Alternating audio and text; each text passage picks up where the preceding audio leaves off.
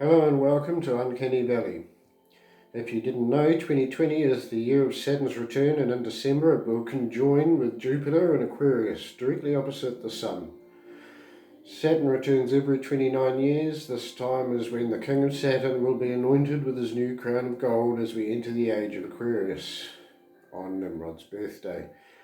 You see, the biblical narrative is set to an astrological calendar with Jesus the Sun moving through each house of the zodiac. Moses represents the end of Taurus, Mary represents Virgo, Jesus represented Pisces, the other side of Virgo, and John the Baptist represents the Aquarian baptism. Trump's mother was Mary MacLeod from Scotland, near the Rosalind Chapel. As in Highlander, there can be only one. His father, Fred Christ Trump, and now we have Donald John Trump. Trump has a giant mural of Zeus on his 66th floor penthouse, modelled after the palace of Napoleon, from which Maria Antoinette gave her famous "Let them eat cake" quote. His penthouse comes complete with statues to Eros and Psyche and paintings of Aurora riding into battle. The Sig Heil salute is a salute to Zeus, and Trump has a book of Hitler's memoirs sitting next to his bed. Napoleon and Hitler's lives mirror one another 129 years apart, including their deaths. Only Hitler didn't die that day. He escaped to Argentina, as confirmed by FBI documents released in 2017. Napoleon was a Jewish messiah, yet like Trump and Hitler and Stalin, was he Catholic. He cursed King Philip to the 13th generation for the trial of the Knights Templar on Black Friday the 13th, 1307. Napoleon also gave the Louisiana Purchase to the Vatican so that they could establish a base in the Mississippi region, where the KKK would later emerge after the cotton and sugar field workers were emancipated. MAGA is Latin for wizard. Clan wizards burn crosses in illumination ceremonies. Holocaust is Latin for burnt offering. The Vatican is designed after the Shiva Lingam, and the star on the Israeli flag is the Star of Shiva.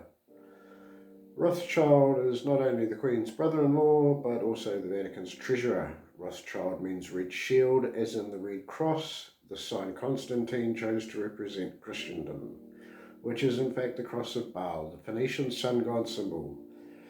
Canaanite priests wore swastika on their robes, and Israel was the Canaanite word for Saturn. The Kurdish territories and Greater Israel match the exact borders of Assyrian Babylon of the Hellenic Age. America means Great Pyramid. IHS stands for Isis, Horus, Set, all three of whom are children of Saturn. Isis, Moon, the mother; Horus, Sun, the son; and Set, Venus, the father. I am the father and the son. Your father is the devil.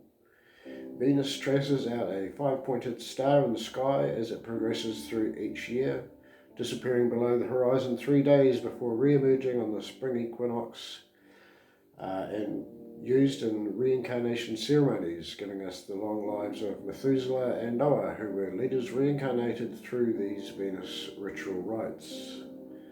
The passage about the synagogue of Satan does not take into account the fact that there were no other kinds of churches at that time, churches themselves being solar observatories, just as Muhammad threw 360 idols out of the Kaaba. Each idol clearly represented a day in a 360 arc zodiac. From that alone you can deduce that the world is round, but if we were to use a 12-house horoscope, each arc would be 33 degrees. This also includes Serpentis, the 13th sign recently re-added by the Vatican, marking the beginning and end of the zodiac. Vatican is Greek for sacred serpent, the Alpha and Omega. It is not the synagogue of Satan, it is the Church of Saturn. Those who worship the sons of Saturn, those who worship the sons of Belial. 7 hills, 7 days, 7 planets, 7 messiahs. Moon's Day, Teutonic's Day being Mercury, Woden's Day being Jupiter, Thor's Day representing Mars, and Freya's Day, Venus, before Saturn's Day, the Omega, and Sunday marking the start of the week I am the Alpha and Omega, the Father and the Son. Thus, IHS can be translated to 666. Now I hope you can understand that this has all been established long before any Jewish conspiracy. 2021 will mark 33 years until the Vatican's 1000th birthday. A zodiac age is 1260 years. Trump just happens to own a skyscraper at 1290 Avenue of the Americas. 9 is another name for Nineveh, aka Nimrod. 2021 is also an inversion of 2012, just as 1984 is an inversion of 1948, the year Israel was founded. Based on these links alone, I can conclude that this is definitely a bioweapon, and just as in any earthquake on the coast, the devastation will not be limited to the initial event. Rather, famine will come rolling in like a tsunami as unemployment explodes past 40%, oil markets implode, and grain cooks in what will be an abnormally warmer summer. Seeing as the average temps over America rose plus 2 degrees in the days following 9/11 when all the planes were ordered out of the sky. Plus 2 degrees will kill any of the crop not already sold. Russia and China have closed up shop and are buying their own wheat and rice. And UK imports 80% of its food, having just kicked its closest market in the face with Brexit. So if you listen to anything I say, know that famine is definitely rolling upon us. The challenge that we face is one of language, not grassroots support. Only 38% voted in 2016, 70% support Medicare for all. It's the same number that can't afford a $400 medical bill, and the same number that not only don't trust media, but also want better gun laws. So let's not spread misnomers about most people being asleep, because that simply isn't true. You see, the most equitable path to a fair society is the same one that Venezuela has taken, which is National Socialism. I know I can hear your pistons grinding from here, but Maduro nationalized his country's oil, which means every Venezuelan became a shareholder in their nation's resources and wealth. He held national conventions across the country where Venezuelans came together and debated and discussed what they wanted from their new constitutional document. As a result, he has universal support amongst the 70% who are not wealthy, and in turn he has halved poverty, reduced extreme poverty by 75%, doubled school enrollment, and built over 2 million new homes. Today, Venezuela has the fastest rising standard of living in all of Latin America. Even when America devalues their currency from the International Exchange in Puerto Rico, and when the Bank of England withholds billions in Venezuelan gold.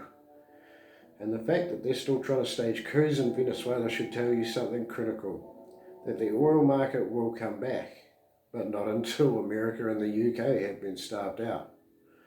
The sad fact of the matter is we need the more privileged white communities and Western nations to face the reality that their governments are waging an undeclared war with them and have been compromised by hostile infiltrators, although admittedly still don't know who the hell that is, the key point being that we need a system that prevents any and all bad players from hijacking for their own benefit regardless of creed or colour.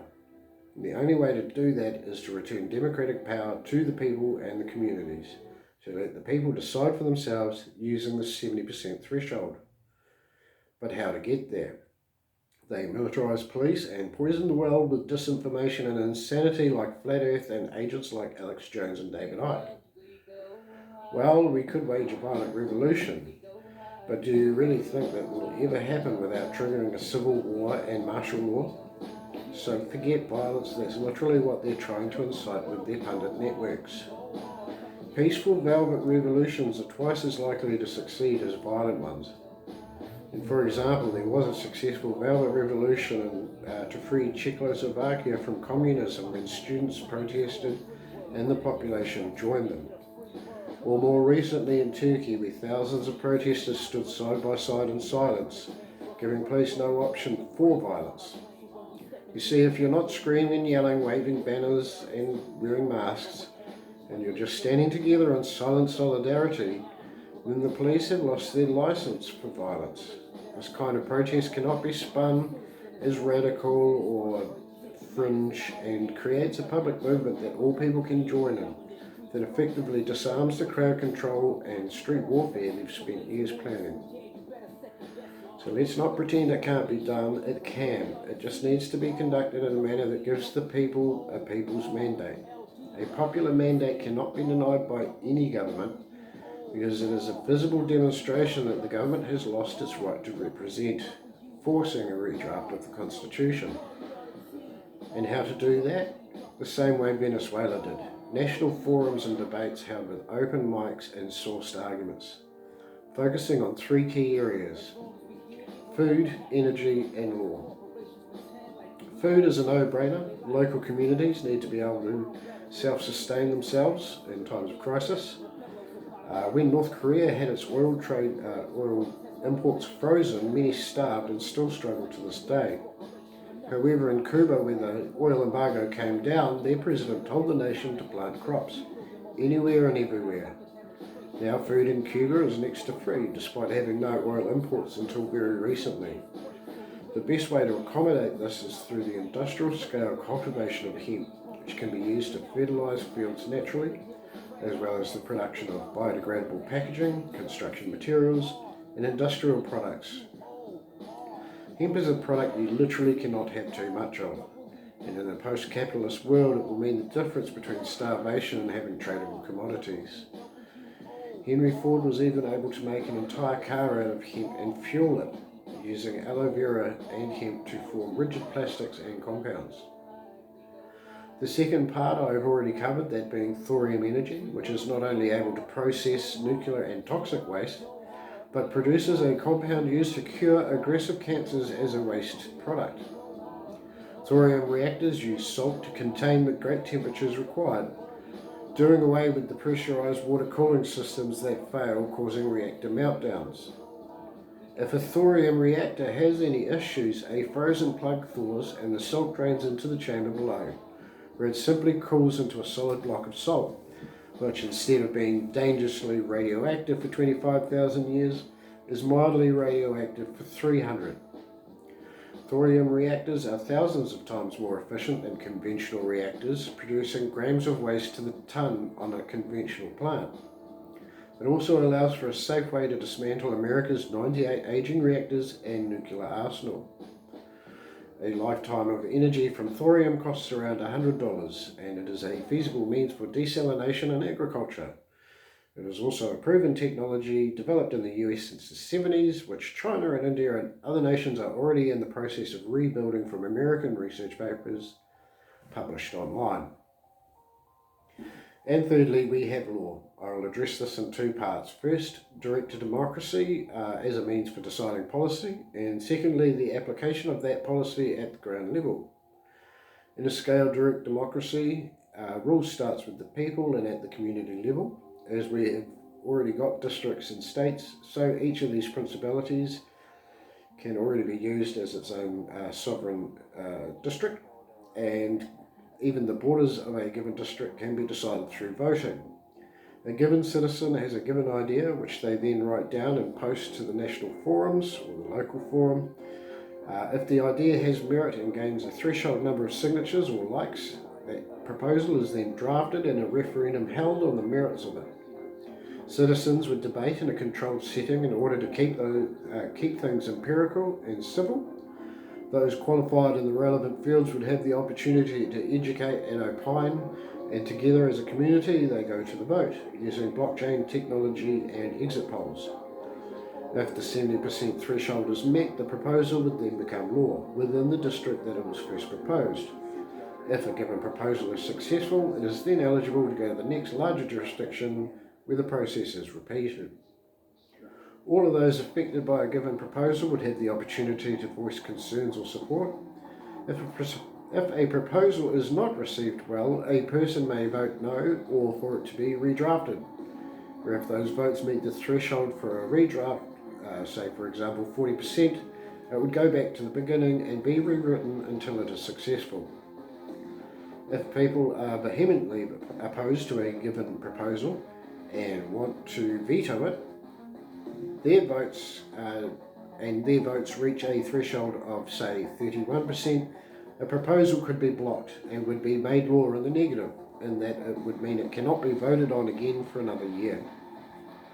The most frequent criticism of this method is that democracy is mob rule.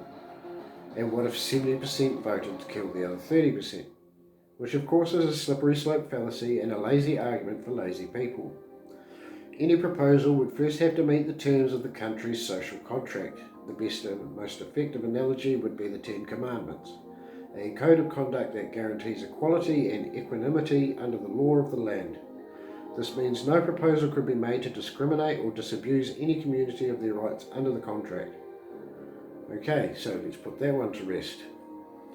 Of course, under the system, there are no politicians and no parties. Though political interest groups could still operate under direct democracy, they can no longer influence the outcome by lobbying representatives. Instead, an army of qualified volunteers would administrate the proposal as instructed. Not peddling or pushing agendas, these people would be on a rotation, much like jurors, and would come from a pool of qualified and vetted applicants. Despite all claims to the contrary, capitalism rewards sociopaths, leadership attracts psychopaths, and famed narcissists. The only way to prevent the exploitation of our children is to create a world where people enjoy a basic standard of living that allows them freedom and independence. The best way to achieve this is to put the money in the hands of the citizens instead of capitalists, making citizens shareholders in their own nation's productivity. If you think this would lead to inflation, I would point out the trillions spent on war and sitting in bank vaults doing nothing, and each billionaire representing a theft on a grand scale from their own community. This would mean a universal basic income, and considering 90% of the profits from American labour is stolen, it is time for the reparations to begin. If divided evenly, every household would receive $700,000 a year. If 3/4 of that went into local infrastructure, and those households received merely $150,000, they would have the means to produce their own products at the local level using technology like 3D printers and open source platforms to find their blueprints.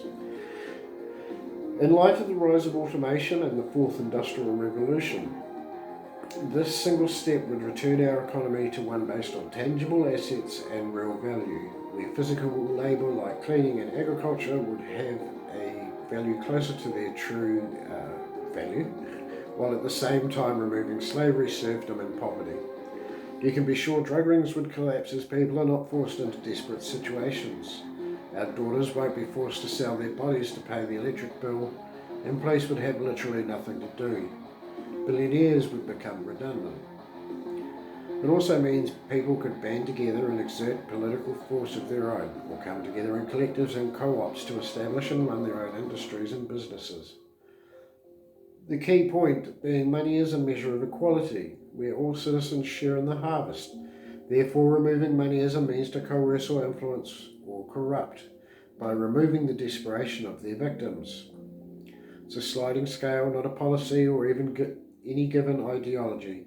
Where at one end we have our current situation where monopolies are being consolidated in a society 70% can't participate, and where 95% of inmates don't even get a trial, whilst 99% of rapes go without conviction, to a world where a nation's resources belong to the people, where we are producing goods that are biodegradable and recyclable, with an emphasis on open source technology and automation. So that would mean no copyright. Every human advancement, every technical gain should be shared by the entire human race, not divvied out to those that can afford it, to one that is completely voluntary in nature, where a citizen can volunteer to work in admin or of policy, or watch police, or work in the fields, and be paid a wage that they can flourish on and explore their own creativity with. The most common soundbite criticism about this model is that people are inherently lazy and inflation.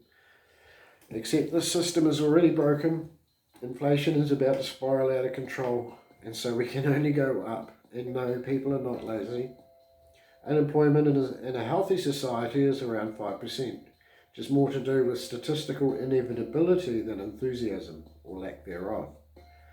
The statistically insignificant number of genuinely unproductive citizens is just that. It's statistically insignificant. People want to work.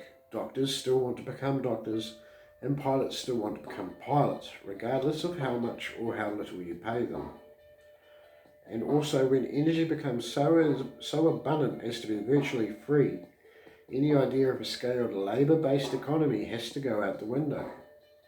And the truth is, capitalism is extremely wasteful, forcing people into idleness, hampering productivity through lack of resources, and forcing others to crime or deception, or producing substandard goods no one wants.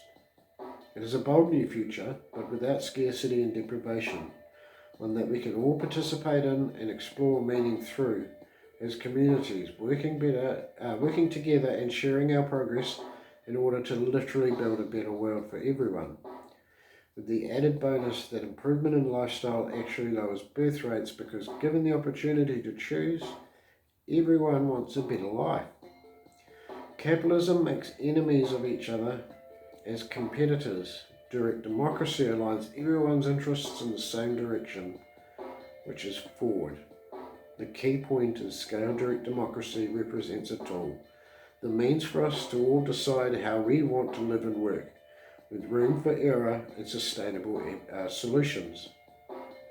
So please give these ideas their due consideration for yourself, and if you have questions about various aspects of this system, please let it rip in the comments below. Of course, the other option is an endless pundit commentary as we circle the drain. It's your choice. This has been Uncanny Valley. I'll see you again next time. Thanks.